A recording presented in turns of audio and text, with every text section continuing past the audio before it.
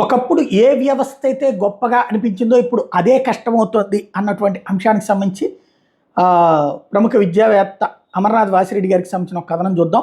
Engineering కళాశాలలో పరమనాశరక విద్య, అమ్మ పెట్టదో అడుక్కుని తిననివ్వదు అన్న చందంగా, ప్రభుత్వాలు ఫీజు రియంబర్స్మెంట్ సకాలంలో ఇవ్వవు, పోనీ కాలేజీలు ఫీజు వసూలు చేసుకునివ్వవు, ప్రభుత్వాలు దివాళా తీసి చాలా కాలం అయింది, పన్నులు వసూలు చేసి వడ్డీలు కట్టడమే ఇక వాటి పని, మేము ఫీజు రియంబర్స్ చేయలేము, తల్లిదండ్రులే ఫీజులు కట్టుకోండి అని చెప్తాయా?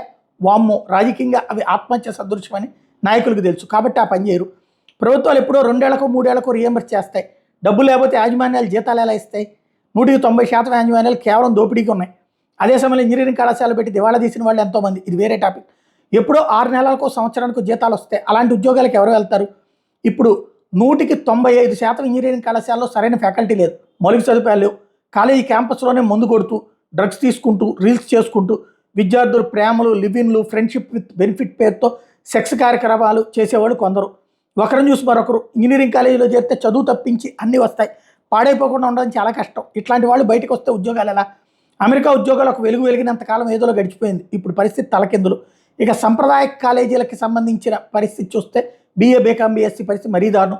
అత్యంత దయనీయమైన స్థితిలో ఉన్నత విద్య, డిగ్రీ, PG కాలేజీలు. ఇది ఎక్కడికి దారితీస్తుందని ఎప్పటి నుంచో అనుకునేవాడిని. పనికిరాని చదువును వదిలేస్తున్నారు. కాలేజీలో చేరి 3-4 ఏళ్లు కాలక్షేపం చేసి అటుపై రోడ్డుపై పట్టం ఎందుకు? ఇది నేటి యువత ఆలోచన. ఒక తెలంగాణలోనే 3లో ఒక విద్యార్థి ఇంటర్ తర్వాత విద్యకు దూరం అవుతున్నారు. అంటే కాలేజీలో చేరడం లేదు, చేరిన కాలేజీకి పోరు. స్విగ్గీ, జొమాటో ఇంకా ఇతరత్ర డెలివరీ పనుల్లో ఇంకా అమ్మ అబ్బా సంపాదించిన డబ్బుతో గంజాయి కొడుతూ జులాయిగా తిరుగుతూ విద్యార్థులు. అందరూ ఇంజనీర్లు, డాక్టర్లు కావాలనేది ఒకనాటి కళ, అదో చెత్త కళ. ఇంకేం ఉద్యోగాలు లేవు అనేది వేరే టాపిక్. అందరూ ఉన్నత విద్య చదివేస్తే డెలివరీ బాయ్స్గా, ఆటో కార్ డ్రైవర్స్ ఎవరు పనిచేస్తారని కొంతమంది అనుకునేవారు. ఫీజు రియంబర్స్మెంట్ లక్ష్యం పేద విద్యార్థులకు కూడా నాణ్యమైన ఉన్నత విద్య అందుబాటులోకి తేవడం.